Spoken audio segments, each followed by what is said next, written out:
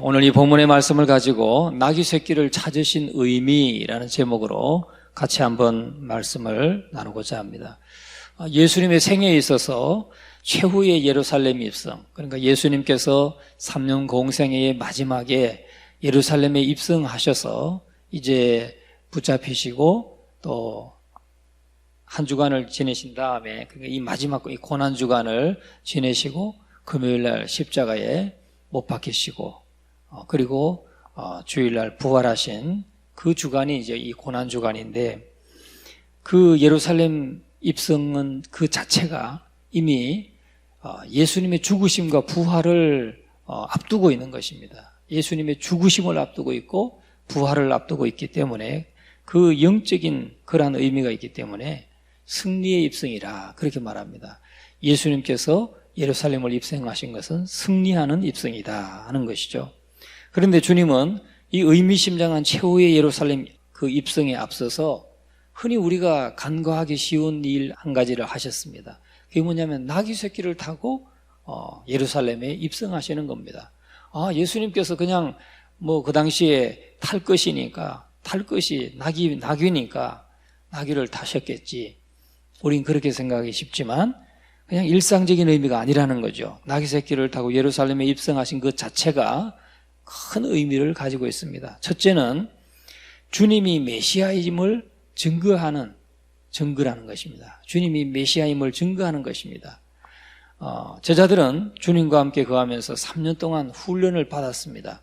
그러나 참 이 마가의 기록에 의하면 제자들은 예수님을 참 답답하게 하는 사람들이었어요. 3년 동안 예수님께서 기적도 베푸시고 많은 병자도 낫게 하시고 성경에서 말하고 있는 메시아의 그 자격들을 많이 이렇게 보여주었지만 제자들은 그걸 잘 이해하지 못했습니다. 그래서 제자들은 서로 누가 더 높으니, 내가 더 높니, 네가 더 높니 하면서 자리 다툼을 하고 있었습니다.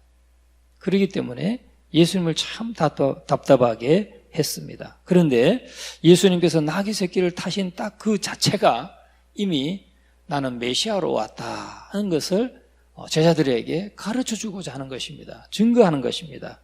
왜냐하면 어린 나귀는 예수님을 상징하는 것입니다. 어린 나귀는. 오늘 본문 2절의 말씀 같이 한번 다시 읽어봅니다.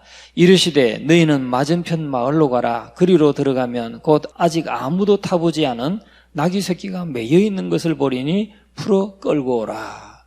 이 나귀 새끼가 매여 있는 걸 볼 텐데 풀어서 끌고 오너라. 이렇게 분부하시는 거죠. 그 나귀 새끼는 예수님의 메시아 되심을 증거하는 징표인 것입니다. 왜냐하면 구약에서 이미 예언하고 있기 때문에, 이미 창세기 49장 11절에서 예언하고 있습니다. 다시 말하면 이것은 아직 아무도 타보지 아니한 나귀였습니다. 아무도 타보지 않은 나귀가 매여 있을 것이다. 그 나귀를 끌고 오너라. 그런데 그 아무도 타보지 않은 나귀는 어린 나귀라는 거죠.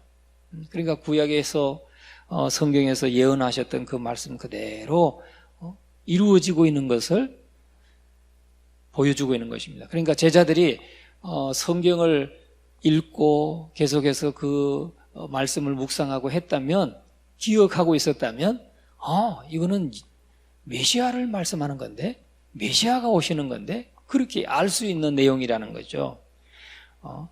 바로 오늘 이 본문의 말씀에서 아무도 타보지 않은 어린 나귀였다 하는 것은 흠이 없고 길들여지지 않은 것이기 때문에 하나님께서 그의 거룩한 목적을 위해서 예비하신 것이다 하는 것을 뜻하는 것입니다. 또 두 번째는 그 나귀는 매여 있었다고 그랬죠. 매여 있었다. 창세기 49장 11절의 말씀에 보면 야곱이 12아들을 축복합니다. 야곱이 12아들을 축복할 때에 유다를 축복할 때 한 내용이 49장 11절인데 그 11절 내용이 그것입니다.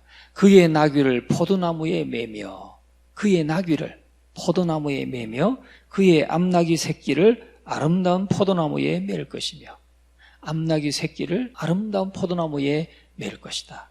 그 매여 있는 것을 풀어오너라, 그 말이에요. 그러니까 유다의 후손인 메시아가 오실 것을 예언하고 있는 말씀이라는 것이죠. 창세기 49장 11절이. 그 말씀이 지금 이루어지고 있는 것을 좀 성경을 묵상하면서 읽고 한 사람이면 충분히 이해할 수 있다. 예수님이 메시아로 오셨다는 것을 증거하는 것이다 하는 겁니다. 세 번째 이유는 그 나귀는 앳된 모습의 어린 새끼였습니다. 어린 새끼, 나귀 새끼.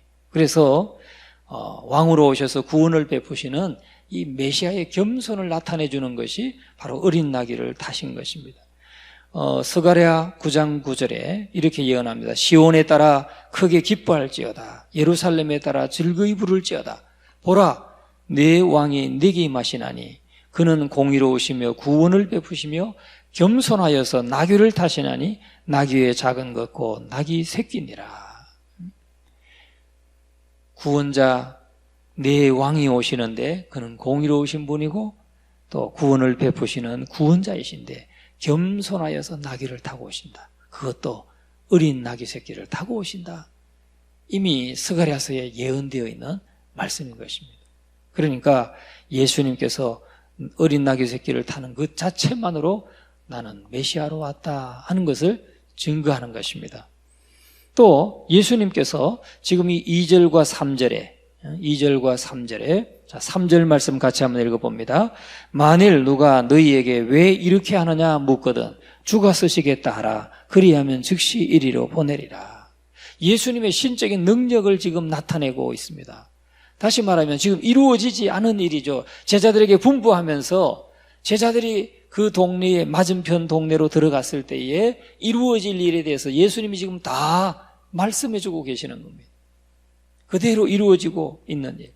나귀 새끼가 어린 나귀라는 것도 지금 예수님이 말씀하시고 그 나귀가 지금 매여 있을 것이다. 그리고 주인이 너 그거 어디에 쓰려고 가져가려느냐 물을 것이다. 그러면 주께서 쓰시겠다 하라. 그러면 보내줄 것이다. 지금 예수님이 모든 것을 지금 이루어지지 않은 일을 이미 다 앞을 내다보고 제자들에게 말씀하시는 이 부분을 통해 이것을 통해서 예수님이 신적인 능력을 가지고 계시고 메시아로 오셨다는 것을 제자들에게 증거하고 있다는 사실이죠. 이 예언은 바로 예수님께서 비록 육체를 입고 계시지만은 신적인 권능을 가지신 분이라는 것을 지금 제자들에게 교훈해주고 재확인시켜주고 있는 것입니다. 이 신앙 고백은 예수님의 메시아 되심을 확신하는 고백인 것입니다. 기독교 신앙은 바로 예수님의 그리스도 되심을 믿음으로 출발하는 겁니다. 우리 주 예수님은 그리스도이시고 바로 우리의 구원자이시다, 메시아이시다 하는 사실을 여러분 확신하시기를 주의 이름으로 축원합니다. 사람들은 물론 감염되면 생명의 위협을 받을 수 있습니다. 코로나 바이러스. 그래서 벌벌 떠는 것이죠. 여러분, 그러나 우리가 뭐든지 믿음이잖아요. 믿음으로 살아가는 거예요.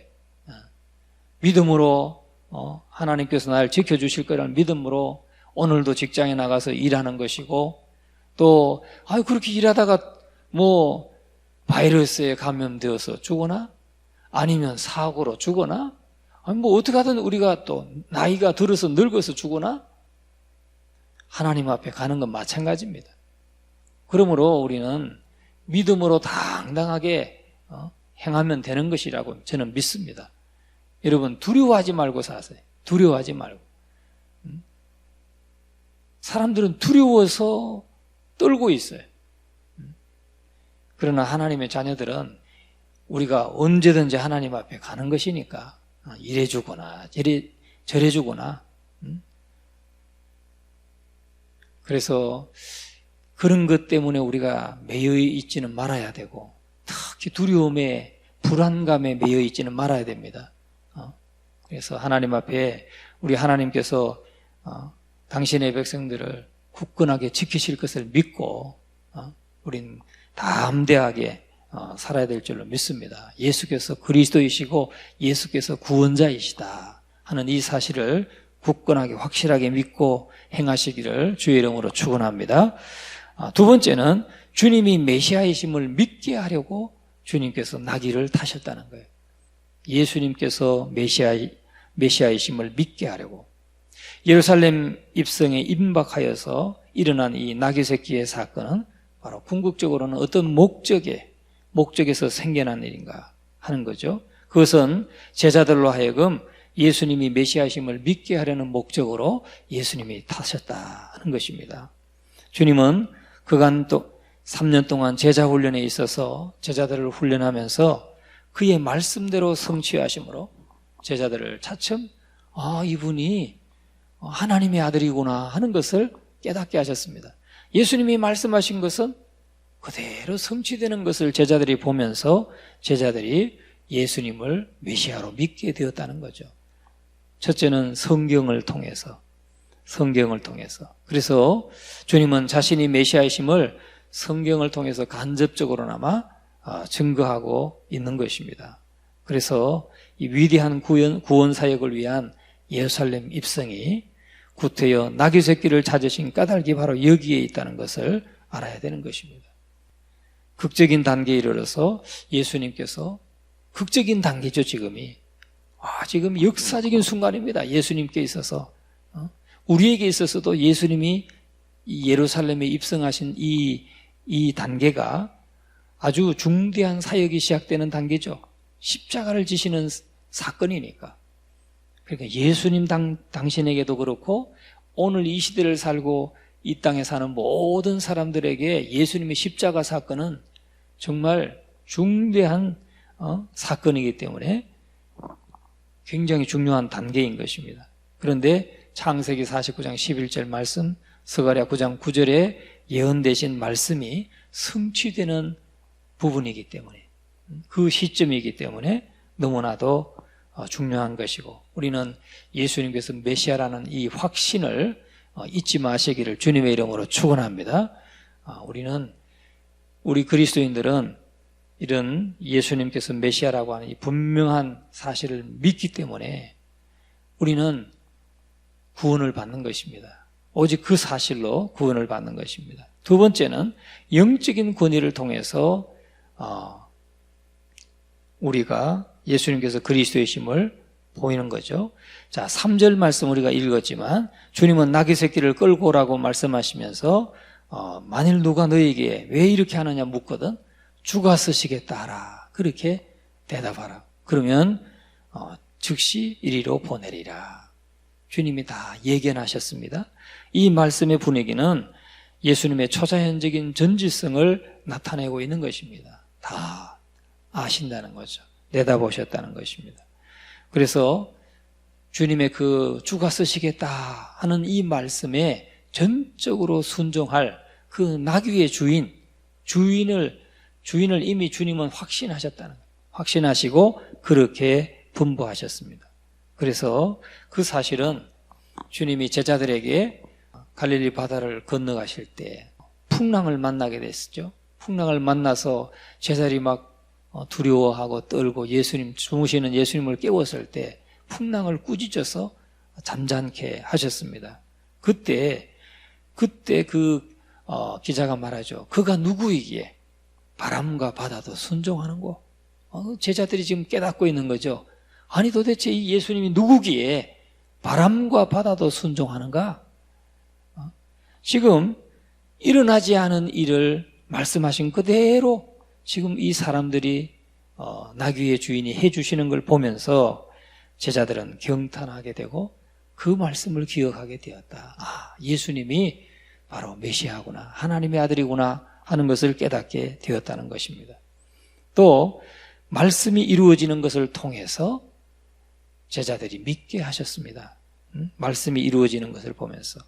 그래서 주님의 분부대로 나귀 주인이 나귀의 새끼를 제자들에게 보내주는 이 사실이 그대로 이루어지는 걸 보면서 제자들은 예수님이 메시아구나 하는 걸 믿게 되었다는 것이죠. 오늘 저와 여러분 우리가 감정적으로나마 우리는 성경을 통해서 예수님께서 메시아이심을 믿습니다.